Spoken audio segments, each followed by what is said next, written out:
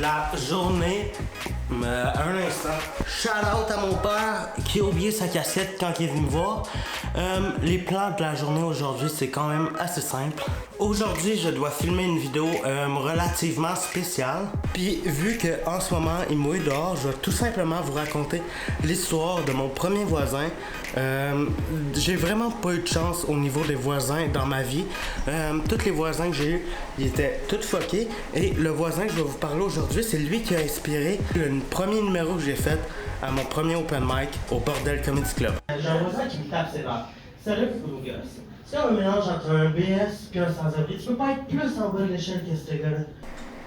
J'aurais pas pu tomber sur une belle fille, sérieux. Même une belle, ça aurait été mieux que cet ange-là. Il s'assied devant ma porte pis il pleure. Il vient venir chez nous pis me demande de la coke.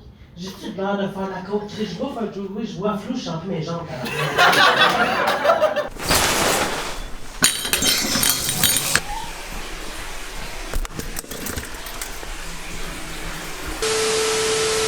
Dans le fond, aujourd'hui, je veux filmer une vidéo que je vais juste publier dans 5 ans. Dans la vidéo, je veux juste me livrer sur mes projets puis mes envies pour mon futur.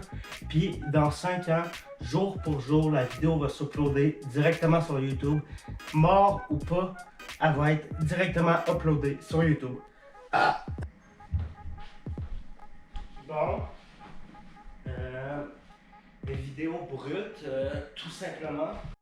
Donc, je viens de finir de record la petite vidéo qui va être uploadée dans 5 ans, jour pour jour. Il y a sûrement d'autres personnes qui l'ont faite avant moi. Je trouvais vraiment que c'est un exercice, le fun à faire. Tu te livres devant ta caméra, tu t'expliques tes projets. Puis là, après ça, tu uploads le fichier brut sur YouTube. Tu mets la date dans 5 ans. Puis ça va juste être cool dans 5 ans quand on va revoir ça ensemble. Si je suis encore en vie, parce que parti comme c'est là. L'histoire de mon voisin. Dans ma vie, j'ai eu 3 appartements.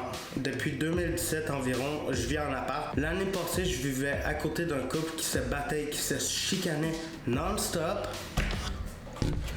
Cette année, je vis juste à côté d'une fucking crackhead qui pète des coches au milieu de la nuit. Qui me gosse vraiment, qu'à un moment donné, je vais la geler. Et dans mon premier appartement, j'ai vraiment eu un voisin... comment dire, whack en tabarnak, qui passait la plus grande partie de ses journées à lire des livres et à se saouler. Là, tu te dis, ah, il lisait des livres, ça doit être un gars cultivé. 2 secondes. J'ai jamais vraiment pris le temps d'y parler, puis il recevait rarement de la visite chez lui. Il parlait à personne, il n'y avait pas vraiment d'amis. Là, je vais juste me mettre en autofocus. Donc, il parlait pas vraiment à personne, ni dans le bloc. Il y avait pas vraiment d'amis qui venaient le visiter. Il y avait pas d'amis ni de famille vraiment. Hey, le focus, ça là. Il n'y avait pas vraiment d'amis ni de famille qui venaient le voir. Donc, il était vraiment souvent tout seul, juste à lire des livres et à se saouler. Et ça l'arrivait au moins 3-4 fois par semaine que il se sentait trop seul, puis à la place de, je sais pas, de se trouver des amis, de s'inscrire sur Tinder, il appelait le 911 pour jaser à la répartitrice, je ne sais pas comment ça se prononce, mais la fille qui te répond quand t'appelles le 911, il jasait avec. Ça arrivait très souvent que ce soit la police ou l'ambulance. Le focus! 2 secondes, il faut régler le problème de focus. Puis ça arrivait très souvent que juste la police ou l'ambulance venait le chercher parce qu'il menaçait de se suicider, parce que c'était pas clair. Je me rappelle même d'une fois où l'ambulance est arrivée, puis quand les ambulanciers sont rentrés dans son appartement, il était debout dans sa cuisine avec une bouteille d'eau de Javel dans les mains. Donc, vous avez un petit peu un portrait du personnage d'un gars avec des gros problèmes psychologiques. Il devait se sentir seul, c'était un voisin très lourd. Dans le fond, l'histoire s'est passée une journée d'hiver ben normale. On est à peu près 11h le matin, il vient cogner chez nous, toc. Je m'en vais ouvrir la porte. Là, il me dit avec un très fort accent anglais qu'il voulait de la coke. Là, je lui explique que j'ai pas de coke, calice. C'est à peine si je commençais à fumer du pot dans ce temps-là. Donc, je lui dis pas de coke et je ferme la porte. 15 minutes plus tard, il revient cogner. Là, je lui dis encore, j'ai pas de coke. Il me redemande la même affaire, là, comme s'il était pas venu 15 minutes avant. Je referme la porte encore une fois. 10-15 minutes plus tard, il revient cogner chez moi. Et là, je vous avoue que j'étais un petit peu pompé. Il me demande encore de la coke.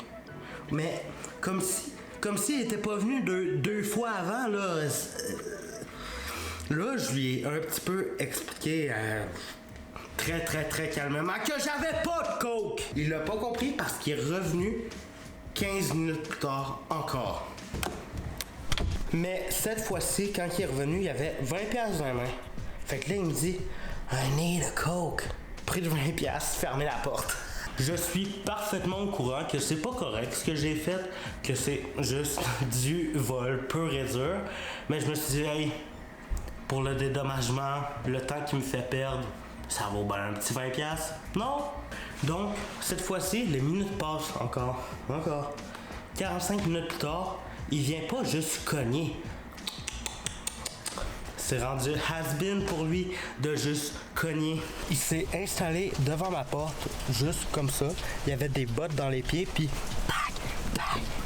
il donnait des coups de pied dans ma porte avec ses bottes. Je me suis dit, hey, ça vaut une porte ou 20$. J'ai ouvert la porte, j'y ai donné son 20$, puis j'ai dit de me colisser la paix, sinon j'y faisais avaler son 20$. Et j'étais écœuré de l'entendre, il me gossait. Hostie qui me gossait. Donc, les jours passent, j'ai pas de nouvelles, il parle à personne d'autre. Les jours passent, puis à un moment donné, j'aide un de mes voisins à déménager, Bob. Donc, j'aide Bob à déménager, et à un moment donné, Steve, le voisin, vraiment gossant, il sort de son appart et devient très agressif avec nous. Il nous traite de asshole, et sûrement mille et une autres insultes que j'ai pas pu comprendre parce que je parlais pas anglais. Regardez, je vais vous faire un petit schéma, ok? On se fait un schéma? Ben non. Donc, ici, c'était la porte de mon appartement. L'appartement à Steve était juste ici. Et l'appartement à Bob était là. Ça, c'était les escaliers qui menaient en haut à l'extérieur du bloc. Nous, on était dans ce coin-là, en train d'aider Bob à déménager. Nous et quelques-uns de ses amis, on l'aidait. On passait par là et à un moment donné, Steve a la brillante idée de venir se mettre dans nos jambes. Il nous empêche de monter les escaliers, donc moi, je le frappe pas. Je fais juste le pousser un petit peu. Je le pousse. Des petites pousseries, là.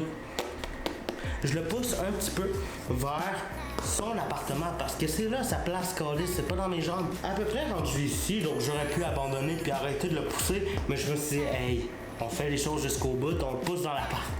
Donc je continue à essayer de le ramener dans son appart et je me suis jamais battu dans ma vie. Ok? Même au secondaire, je me battais pas. Chris, je me faisais battre à chaque jour quasiment. Steve était fâché contre moi parce que je pense qu'il voulait pas retourner dans son appartement tout de suite. Il a essayé de me frapper. Je sais pas si c'est à cause que j'étais ultra alerte sur l'adrénaline ou si c'est juste à cause qu'il était sous, mais j'ai vraiment vu ça au ralenti. C'était comme ça. Et mon premier réflexe a été... Steve était là quand il a essayé de me frapper au ralenti. Et moi, ce que j'ai fait, je l'ai pas frappé. Ben non, Léo il est non violent, ok? On n'oublie pas ça, hein? On s'en rappelle. Je l'ai poussé sur ma porte et vu que c'était des portes pas très solides, je me suis dit, je veux pas qu'il pète ma porte. Donc, je l'ai ramené vers moi et je l'ai poussé sur ce mur-là. Juste ici. Sur ce mur-là, il y avait comme une petite boîte à extincteur, ça, des genres de boîtes en métal avec une petite vitre que tu casses. Je l'ai poussé là-dessus, puis là, je me suis dit, ça doit faire mal un peu pour lui, donc on va le tasser de là. Je l'ai pris, j'ai essayé de le ramener dans son appartement, ça n'a pas marché, à peu près rendu ici, il a tombé à terre. Donc j'ai essayé de le tirer jusque dans son appartement, mais c'est lourd encore, là, c'est un gars à terre, mou, sous, c'est lourd quand ça se règle pas. Donc on l'a ramené dans son appartement, puis voilà, ça s'est fini là. Dans le fond, on l'a ramené dans son appart, puis vu qu'il avait quand même tombé à terre, on a appelé l'ambulance juste pour pas tuer quelqu'un. C'est pas ça le but de la vie, là, tuer du monde. Ce gars-là, quelques semaines plus tard, il s'est fait mettre dehors par la propriétaire parce qu'il dérangeait tout le monde et c'était juste rendu trop lourd. Je pense pas qu'il y a vraiment de morale de l'histoire. Dans cette histoire-là, j'ai pas bien agi. J'ai souvent, tu sais, j'aurais pas dû le pousser, j'aurais pas dû le ramasser. Mais je l'ai pas frappé, ok? Donnez-moi ça, je l'ai pas frappé. Faites attention à vos voisins. Quand vous avez des problèmes avec eux, ça sert à rien de se battre. Donc le truc que je te conseille, t'appelles ton propriétaire, tu t'arranges pour les faire. Colle c'est dehors. Le problème va s'en aller avec le temps. Puis anyway, ça te fait des bonnes histoires à raconter en vidéo, Carlis. Merci d'avoir regardé cette vidéo. N'oubliez pas de liker, de commenter, de partager. C'était une vidéo quand même plus mollo que d'habitude. Il mouille dehors. J'avais pas plus d'idées que ça de vlog à faire. Donc, merci d'avoir regardé. Ciao tout le monde. À la semaine prochaine.